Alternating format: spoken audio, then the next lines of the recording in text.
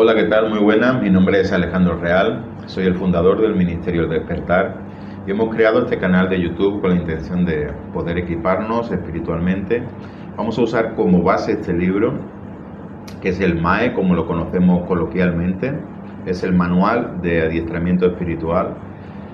El link para poder conseguirlo en Amazon también lo vamos a incluir en la descripción para que todos aquellos que queráis seguirlo con nosotros lo podáis hacer.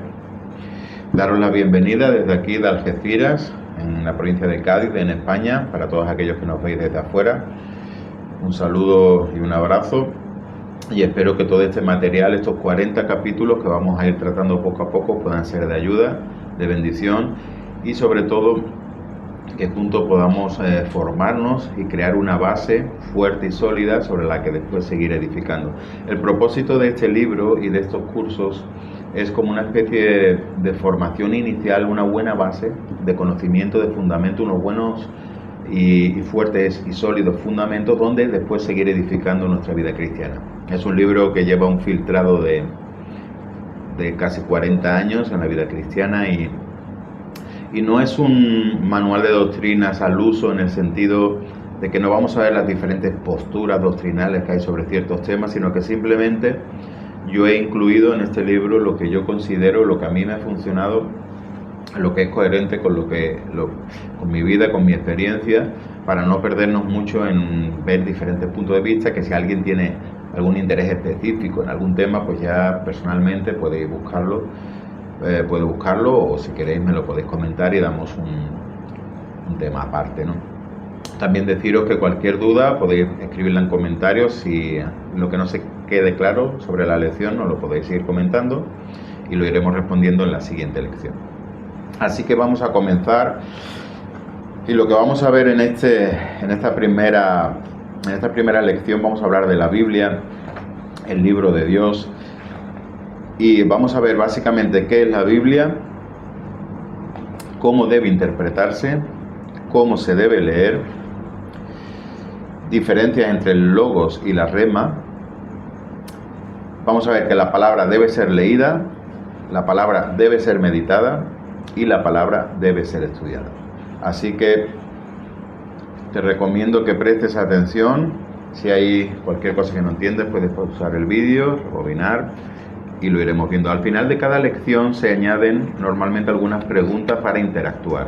Así que dejaremos también el correo electrónico por si queréis responderlas, enviarlas al correo y yo personalmente las corregiré y os las enviaré. Ya ahora que estamos empezando, cuando seamos 5 millones de suscriptores, no sé cómo lo haremos, pero ya nos buscaremos la solución.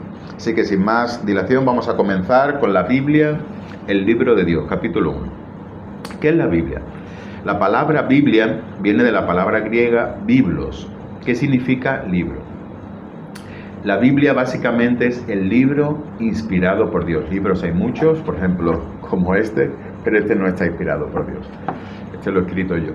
Ahora, la Biblia, la diferencia con el resto de los libros que podemos encontrar es que es el único libro que Dios inspiró. Dice la segunda epístola de Timoteo 3:16, dice que toda la escritura es inspirada por Dios y útil para enseñar, para redarguir, para corregir, para instruir en justicia, a fin de que el hombre de Dios sea perfecto, enteramente preparado para toda buena obra. La Biblia fue escrita por más de 40 autores diferentes, en un periodo de tiempo aproximado de 1600 años. Fijaros bien en estos detalles. Consta de 66 libros, 39 que forman el Antiguo Testamento y 27 el Nuevo Testamento. Y aunque formada por varios volúmenes, la Biblia debe entenderse como una sola unidad, ya que incluye todo aquello que Dios ha querido revelar de forma escrita a la humanidad. La palabra de Dios, la Biblia, no incluye todo lo que nosotros queremos saber, sino lo que Dios ha querido revelarnos. Y es impresionante que un libro escrito por más de 40 autores diferentes en un periodo de años, escuchad bien la cifra, más de 1600 años de diferencia entre el primer libro y el último, mantenga una coherencia tan exacta. Solo algo inspirado por Dios, solo algo de origen divino puede reunir estas características. Conocemos los autores de la mayoría de estos 66 libros, a excepción de algunos de ellos en los que no se pueda asegurar con certeza la autoría, ¿vale? Como sería, por ejemplo, el caso de la epístola a los hebreos, el libro de Job, pero de la mayoría sí sabemos más o menos a ciencia cierta o a quién se le atribuye su autoría. Existe muchísimo material para los que quieran profundizar en cuál fue el proceso exhaustivo que llevaron los judíos para registrar los 39 libros del Antiguo Pacto. Eso se conoce como el canon de las Escrituras, ¿vale? Hubo dos, los judíos hicieron el suyo, aproximadamente se cerró en el año 400 a.C., y después para el Nuevo Testamento se cerró el canon definitivo de lo que hoy conocemos como Biblia entre el año 150 y 175 después de Cristo, ¿vale?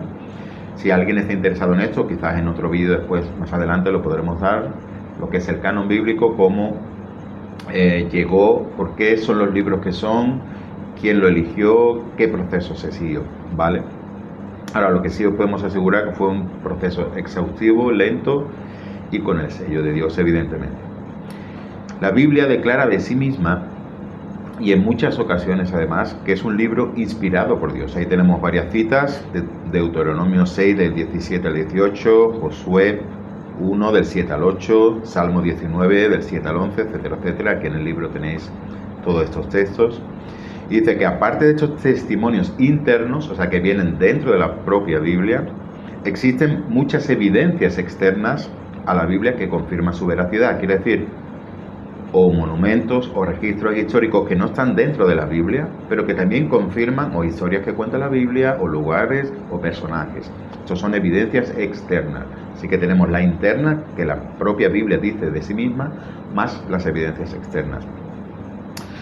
Ningún otro libro ha sido publicado más veces ni en más idiomas. Como libro, la Biblia incluye relatos históricos, poesía, libros proféticos, biografías y enseñanzas, reflejando una continuidad, como decíamos antes, una coherencia sobrenatural, si se considera que fue escrita en un periodo total de 1600 años. No hay un solo libro en la historia que se haya escrito más ni se haya traducido en más idiomas. ¿Por qué será? Entendemos que el Espíritu Santo inspiró a los diferentes autores a reflejar lo que ha quedado escrito. Pero ojo a esto. Lo que entendemos es que no anuló la personalidad de los que escribieron ni su factura humana, o sea, su vocabulario y sus expresiones. A este tipo de inspiración de la Biblia se le ha denominado inspiración verbal y plenaria. Como os he explicado antes, aquí en este manual solo voy a escoger lo que yo considero coherente con mi experiencia y con mis estudios durante estos años de vida cristiana y de ministerio. Y no vamos a pararnos en todas las posturas teológicas de todos los temas porque sería interminable. Repito, si algún tema vemos en los comentarios que suscita mucho interés, pues en un capítulo aparte pues lo trataremos, ¿vale? Entonces, la postura en este sentido que a mí me encaja es la que se conoce o se denomina como inspiración verbal y plenaria. ¿Qué es esto? Es que el Espíritu Santo inspiró a los autores, pero no anuló su personalidad. No fue como un autómata, no fue una especie de posesión y escribían como escritura automática, no sabían lo que estaban diciendo, no. Eran ellos con su personalidad, con su vocabulario, con sus expresiones, pero inspirados por Dios. Para que de esta forma Dios se asegurara de lo que ellos plasmaran, era lo que él quería que quedara escrito, y tampoco anular su personalidad. Dice 2 de Pedro 1:19 que tenemos también la palabra profética más segura, a la cual hacéis bien en estar atentos como una antorcha que alumbra en lugar oscuro, hasta que el día esclarezca y el lucero de la mañana salga en vuestros corazones. Entendiendo primero esto, dice el apóstol Pedro, que ninguna profecía de la Escritura es de interpretación privada, porque nunca la profecía fue traída por voluntad humana, sino que los santos hombres de Dios hablaron siendo inspirados por el Espíritu Santo. Ahí lo tenéis. Deciros que la mayoría de textos que vamos a leer pertenecen a la Reina Valera 60, aunque a no ser que indiquemos lo contrario, en casi todo el manual, todos estos textos van a estar en esta versión. Nuestras copias actuales de la Biblia, como esta por ejemplo, provienen de diferentes manuscritos que se han conservado algunos, que se han hallado después otros, a lo largo de la historia de la humanidad. Y existen pequeñas variaciones entre algunas traducciones, dependiendo de la copia original sobre la cual se ha traducido. Pero estas mínimas variantes, totalmente lógicas debido a los métodos antiguos de transmisión de textos, no afectan al núcleo de la enseñanza bíblica. O sea que la fiabilidad sigue siendo confirmada por los manuscritos que siguen apareciendo. O sea, ¿qué quiere decir esto? Que antiguamente, estamos hablando desde el año 0 de esta era, después de Cristo, no había imprenta, no había formas de transcribir libros, a no ser que fuera primero se transmitían las historias de forma oral y después se escribía. Los escribas en la cultura hebrea, judía, eran muy exhaustivos a la hora de escribir y transcribir. Entonces ellos iban haciendo copias a mano, copias y copias y copias. Entre tantas copias siempre es verdad que existe algún pequeño variante, algún pequeño error, algún pequeño cambio. Pero son variantes y errores mínimos que no afectan para nada a lo que es el conjunto del texto. De hecho, hallazgos posteriores de manuscritos que se han encontrado en el siglo pasado, incluso en este, pues nos siguen confirmando esa veracidad y esa fiabilidad. Porque cuanto más antiguo sea el manuscrito, pues más podemos contrastar si lo que tenemos ahora en nuestras manos correspondía al original. Y así está siendo. Ahora vamos al siguiente punto. ¿Cómo debe interpretarse la Biblia? Ya hemos visto lo que es la Biblia como libro, sus características de forma rápida. Entendemos que esto es un manual como de doctrina básica para cimentar, no es algo exhaustivo. Pero ahora, ¿cómo debe interpretarse la Biblia? Decíamos antes que la Biblia no incluye todo lo que el hombre quiere saber de Dios, pero sí todo lo que Dios quiere que el hombre sepa de él, de momento. Así que cuando vayas a la Biblia no te vas a encontrar con todo lo que tú quieres saber de Dios, no va a responder todas tus curiosidades, porque sería interminable, porque Dios es infinito, eterno e inmenso. Ahora en la Biblia, no siendo un libro pequeño, lo que incluye es lo que Dios ha tenido a bien revelar de sí mismo, para que nosotros lo conozcamos. Ahora bien, la Biblia debe estudiarse en su contexto global y bajo la instrucción del mismo que la inspiró, del Espíritu Santo. Que hemos dicho que si la Biblia la inspira el Espíritu Santo, mi consejo personal es que cuando tú vayas a interpretar la Biblia, le tienes que pedir ayuda y dirección a aquel que la inspiró. Por muy buen profesor que conozcas, por muy buen maestro al que tú le tengas mucha fe, mi consejo personal es que cuando tú te sientes delante de la palabra de Dios, le pidas ayuda al Espíritu Santo, porque Él fue quien la inspiró. ¿Quién mejor para revelarte el significado de algún texto para que lo puedas aplicar que el que lo inspiró? ¿Vale?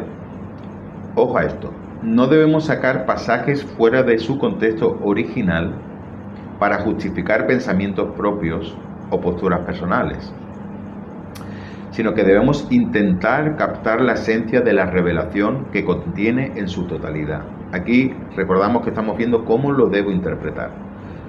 La Biblia no es que yo cojo un versículo y lo esfuerzo, lo intento forzar para que se adapte a mí, no.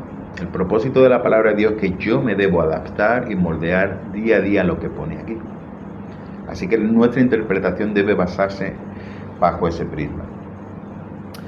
Así que no debe interpretarse para que se adapte a nosotros, sino para que nosotros nos adaptemos a esa realidad. Así que el estándar siempre lo va a marcar Dios, no nosotros.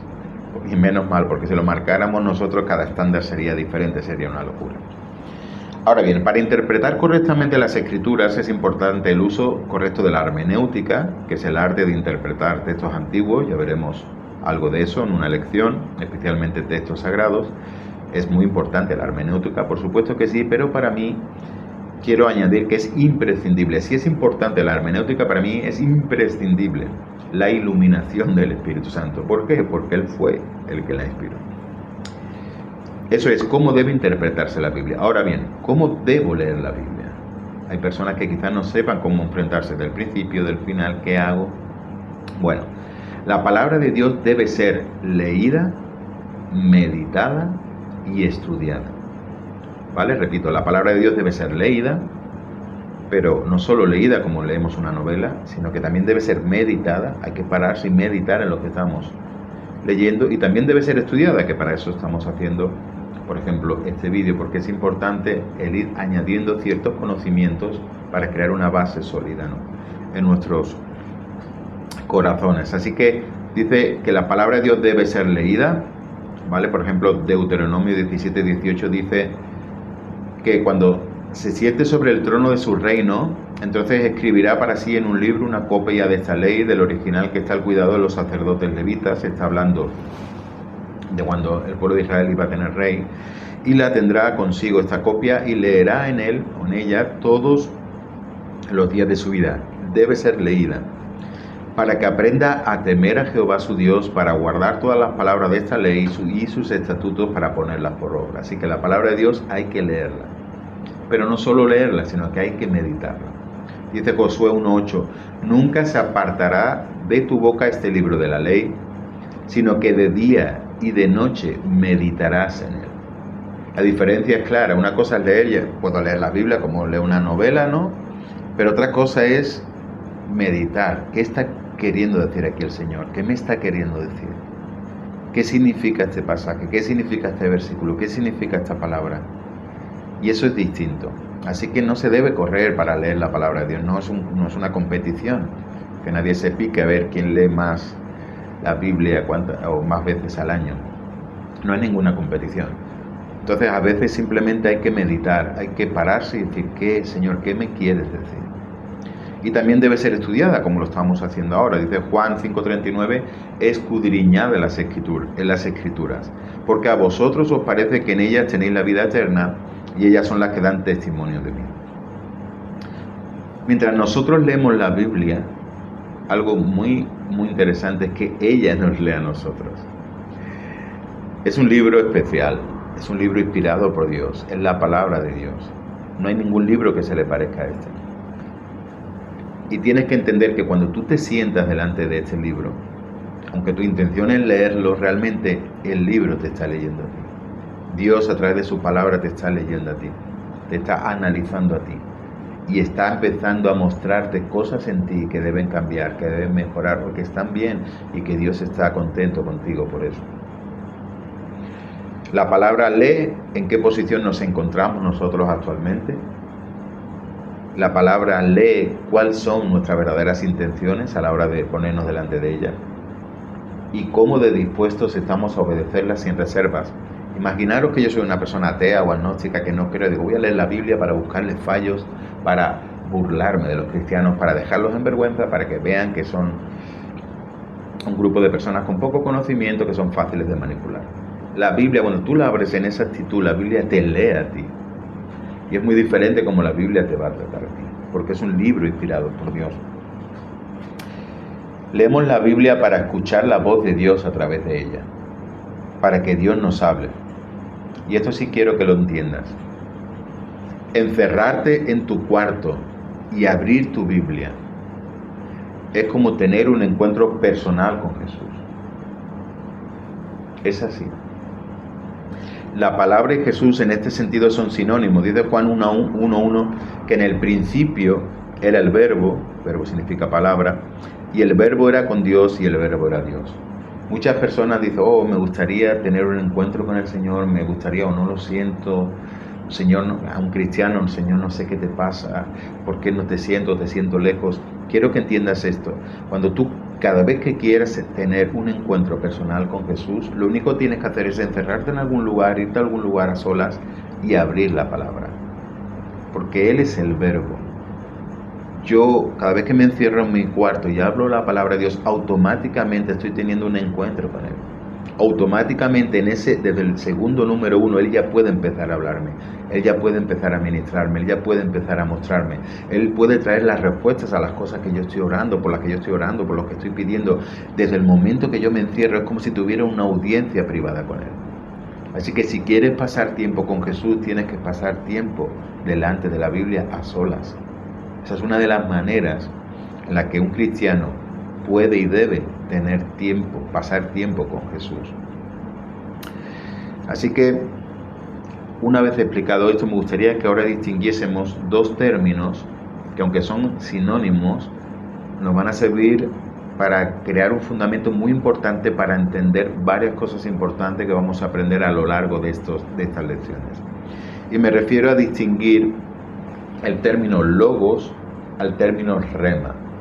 Y ojo, estas dos palabras son dos términos en griego, pero al significado, aunque ya digo, no parecen, sino que son sinónimas, pero vamos a darle a cada una una pequeña acepción diferente para crear una base a la hora de entender y distinguir dos formas básicas en las que Dios nos va a hablar a través de la palabra. Dejadme que lo lea y así lo vamos a ir entendiendo un poquito mejor.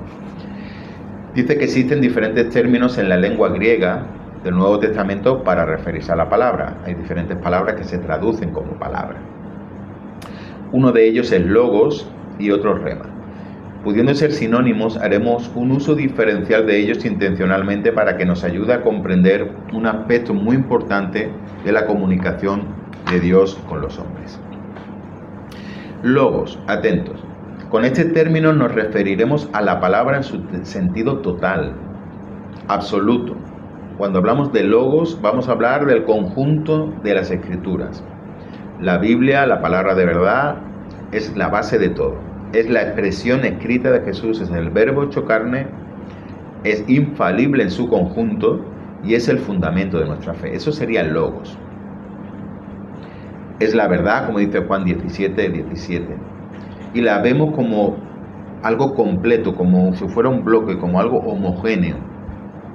Lo vemos como la ley de Dios. Debe estudiarse en su contexto, debe memorizarse, como hemos visto, y se debe meditar en ella de día y de noche, en el logos, ¿vale? Así que el logos es como el concepto absoluto de la palabra.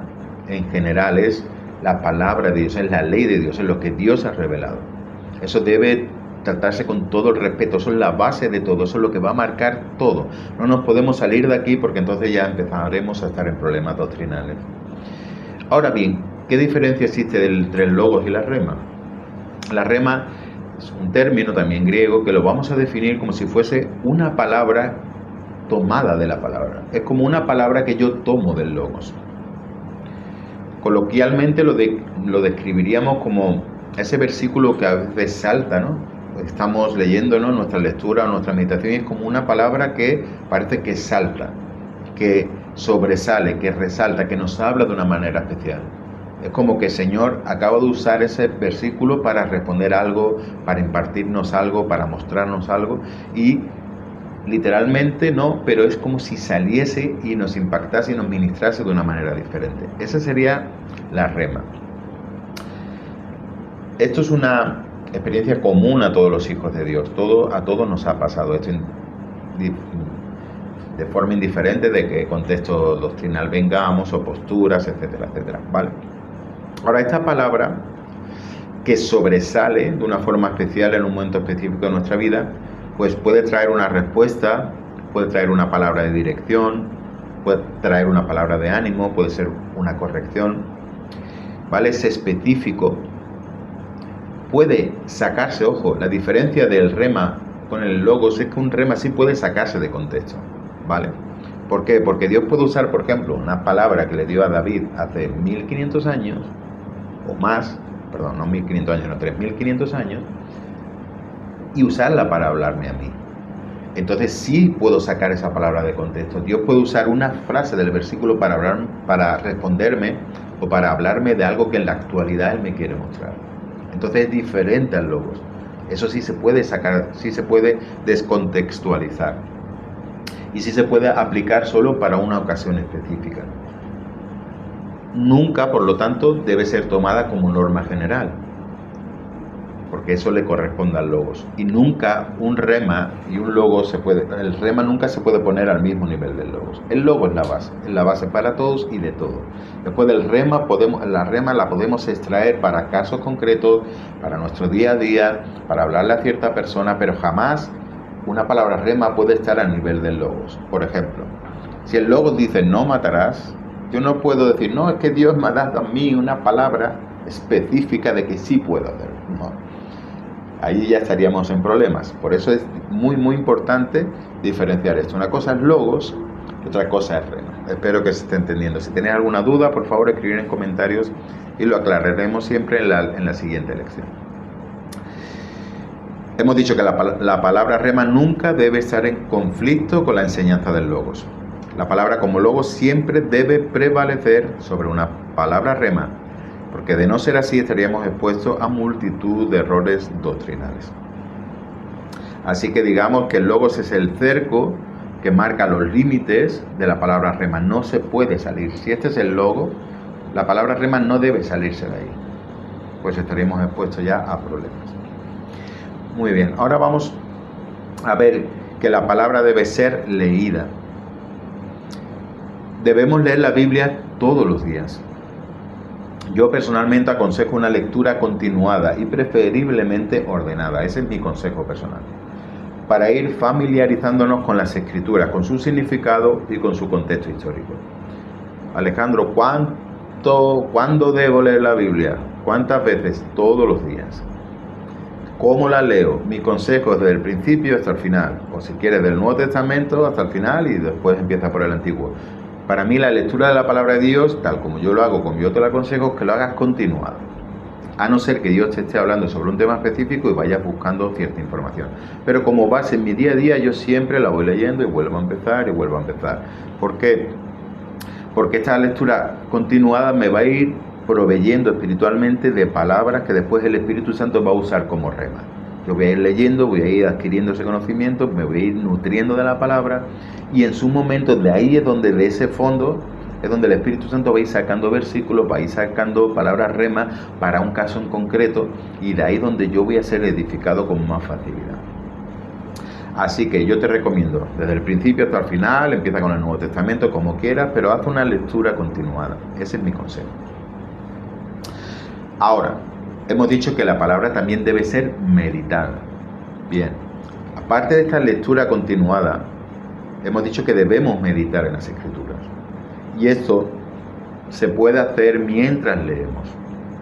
Por ejemplo, imagínate que yo estoy leyendo cualquier pasaje, vamos a irnos por ejemplo aquí a Salmos, dice, por ejemplo, Salmo 136, esta Biblia Nueva Versión Internacional, dice, por ejemplo, versículo 22, como herencia para su siervo Israel, su gran amor perdura para siempre. Salmo 136, 23, al que nunca nos olvida, aunque estemos humillados, su gran amor perdura para siempre. Y yo puedo seguir leyendo o yo puedo parar y decir, ¿qué significa esto? Al que nunca nos olvida, aunque estemos humillados. Y a lo mejor ahí ese versículo es algo para yo pararme, porque a lo mejor me siento como que Dios está permitiendo una situación en la que me siento humillado, en la que quizás Dios no está siendo justo conmigo en el trabajo, en la familia, en el mundo espiritual. Pero fijaros, si yo leo y no paro, me puedo perder el impacto y la profundidad de las palabras. Por eso debe ser meditada, porque dice que Dios nunca nos olvida, jamás nos olvida, aunque estemos humillados. Y el hecho de meditar en esa palabra puede significar consuelo, aprendizaje, me puede proveer de un arma cuando venga el enemigo a decirte, mira, estás humillado, estás olvidado, Dios se olvidó de ti. Yo puedo usar ese versículo como mi espada para defenderme contra ese pensamiento del enemigo. Así que la palabra debe ser meditada. Debemos hacerlo sin pausa, de forma pausada, sin ningún tipo de prisa. Ahora, atentos a esto. El principal enemigo de la meditación, ¿qué meditación? Es aplicar con profunda atención el pensamiento a la consideración de algo o discurrir sobre los medios de conocerlo o conseguirlo. Eso es meditar, repito. Es aplicar con profunda atención el pensamiento, o sea, estoy aplicando mi pensamiento con mucha atención sobre algo, cómo poder conocer ese algo o cómo poder conseguirlo. Y ahí estoy, ¿no? Pum, pum, pum, pum, estoy meditando. ¿Cuál es el enemigo de la meditación? Pues es la divagación. ¿Qué es la divagación? Es separarse del asunto que se trata. Y yo creo que a todos nos ha pasado, ¿vale? ¿Qué es divagar? Bueno, divagar es cuando uno está pensando o está leyendo, ¿no? Lo que acabamos de leer, por ejemplo, ¿no? Al que nunca nos olvida aunque estemos humillados. Tú estás ahí y empiezas a meditar en humillados, y después tú dices, en verdad, humillado el partido de fútbol de mi equipo, la paliza que nos dio el otro equipo nos humilló, pero ¿y este futbolista que mal lo hizo? Eso es divagar. Estamos habiendo empezado en un punto, nuestra mente empieza a separarse hasta el infinito y acabamos pensando en un canal de cocina, en un futbolista, en un artista, en lo que tengo que hacer por la noche. Eso nos pasa a todos. y es el principal enemigo de la meditación. Así que debemos aprender, y esto se aprende con la práctica, a meditar sin divagar. Tenemos que ir adquiriendo disciplina en nuestra mente para que no nos pase esto, para poder aprovechar bien el tiempo. ¿Cómo podemos hacer esto? Bueno, esto se consigue con la práctica diaria, ¿vale? Y por ejercer un grado de concentración mental diferente al usado cuando hacemos una lectura normal del texto. Debo entrenarme, debo entrenar mi mente para que no divague. Tengo que ir con la práctica poco a poco, teniendo control de mis pensamientos y no permitir que se vayan. Porque es importantísima la meditación. Ahora que la meditación está muy de moda, ¿no? Y parece que es algo relativamente nuevo de las culturas, ¿no?, orientales. La meditación siempre ha formado parte de la vida del cristiano, desde el origen. Hemos visto que Dios se lo dijo a Josué. ¿Por qué? Porque es en la meditación donde vamos a encontrar las verdaderas perlas, las verdaderas directrices, las verdaderas bases de nuestra relación con Dios. Así que es importantísimo aprender a no divagar. Así que tenemos que, estos pensamientos que intentan huir, tenemos, como dice 2 Corintios 10:5, es como llevarlos cautivos, decir, no, ven aquí, porque no quiero salirme de aquí. Creo que Dios me quiere hablar sobre esto, quiero aprender lo que Dios me quiere decir sobre esto, necesito estar centrado en esto, ¿vale? Así que estamos hablando de adquirir una disciplina mental que se desarrolla con la práctica continua. Y para terminar vamos a ver que la palabra debe ser estudiada. Aparte de leer y de meditar en las Escrituras, como hemos visto, debemos escudriñarlas o estudiarlas de forma más o menos sistemática, dependiendo de la capacidad personal de cada creyente y también de su llamado espiritual. El propósito de estudiar la Biblia es ir conociendo el contexto bíblico, poder diferenciar a los diferentes personajes bíblicos y situarlos correctamente en su etapa histórica. Es como el típico meme, ¿no?, que vemos ahora en las redes sociales de mi primera predicación, ¿no? Y pone a Job en el arca, a Moisés, lo pone derribando a Goliat, ¿no? Y todos nos reímos un poco. Pues de eso se trata un poco el estudio, de ir creándonos un contexto, una base en que podamos distinguir personajes, en qué momentos ubicarlos, etcétera, etcétera. Ahora bien, es verdad que no todas las personas tenemos la misma capacidad para estudiar y no debería imponerse el estudio como algo obligatorio para poder ejercer tu vida cristiana, para poder ser de utilidad, porque entonces estaríamos cayendo un poco en el elitismo, de que solo los que tienen alta capacidad para estudiar pueden progresar, o solo Dios quiere usar a las personas que sean muy inteligentes o con mucha capacidad de estudiar. ¿Qué hacemos entonces con nuestros abuelos, nuestras abuelas, personas a lo mejor que no han tenido la capacidad o la oportunidad de estudiar, quizás algunos que son analfabetos por las circunstancias de su vida? ¿Qué hacemos con eso? ¿Qué hace Dios con ellos? No los usa, no tienen futuro, simplemente rellenan huecos, para nada. Lo bueno de Dios es que Él no ha planteado el Evangelio de una forma elitista, como nosotros o muchos de nosotros caemos en el error de hacerlo, ¿no?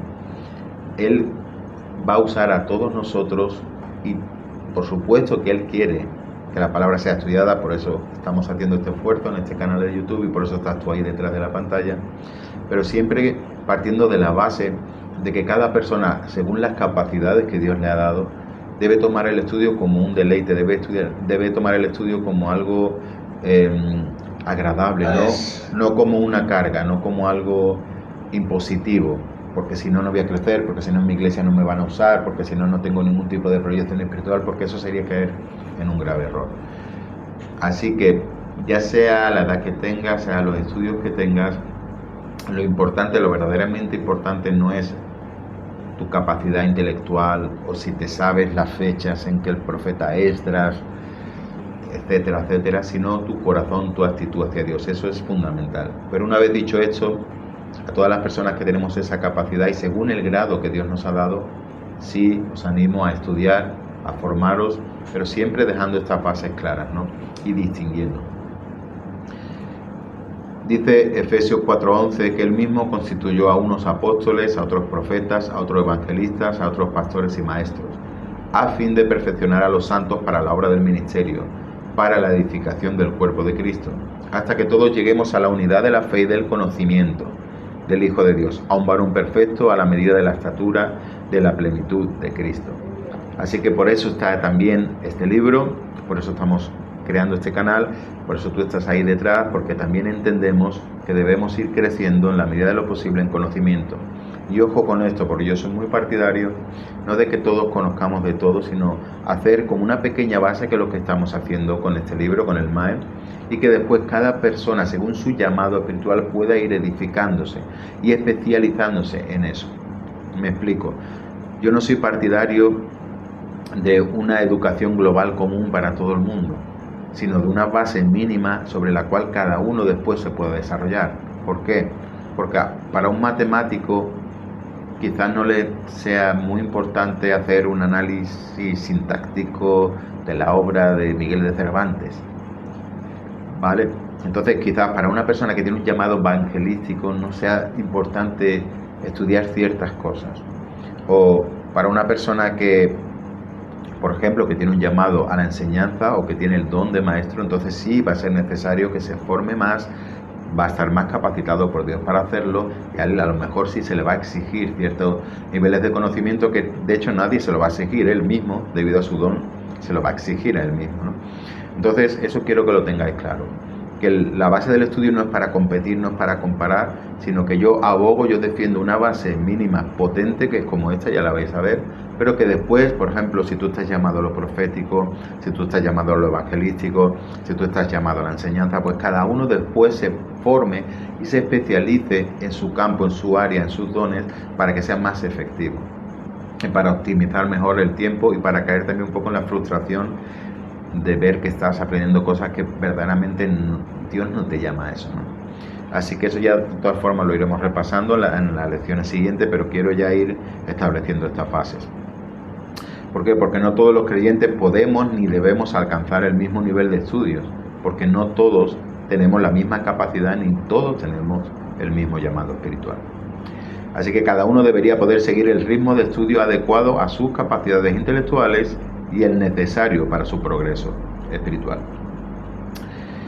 ¿Por qué debemos estudiar la palabra? Bueno, porque como decíamos antes, es muy importante ir llenándonos de la palabra, pues es de este almacén interno que Dios va a ir sacando en el momento preciso las siguientes herramientas. Yo estudio la palabra, yo me voy nutriendo de la palabra y es como un almacén que tengo ahí con herramientas, como un cuarto trastero, como lo queráis llamar, y ahí es cuando el Espíritu Santo, al tener esa base, ¿qué va a sacar de ahí? Va a sacar promesas, va a sacar la espada del Espíritu, como decíamos antes, para defendernos ante un ataque.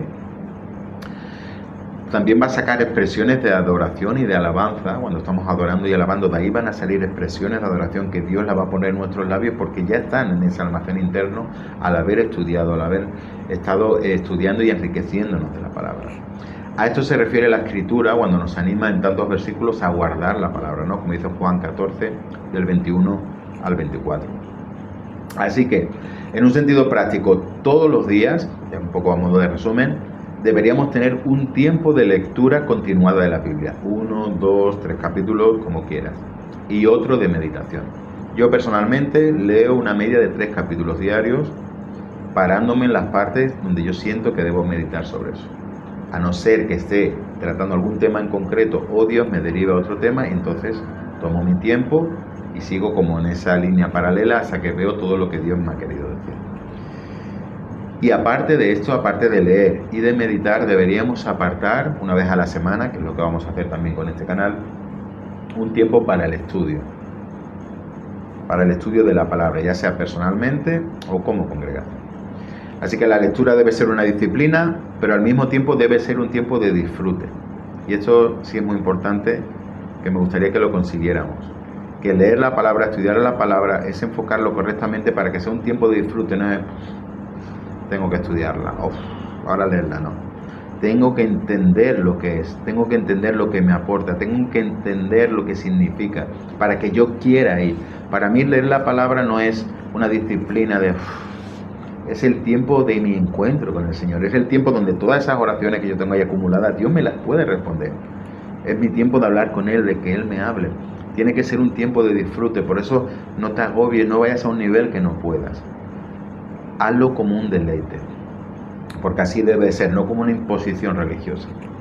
Lo que marcará esa diferencia va a ser si entiendes que la lectura y la meditación de la palabra te va a revelar más a Dios, a ese Dios que amas, va a dártelo más a conocer, lo vas a conocer de una forma personal y va a traer muchísimos beneficios a tu vida. Cuando tú entiendes eso, ya no es, tengo que leer, no, es quiero, necesito, estoy esperando el momento del día que he apartado para leer.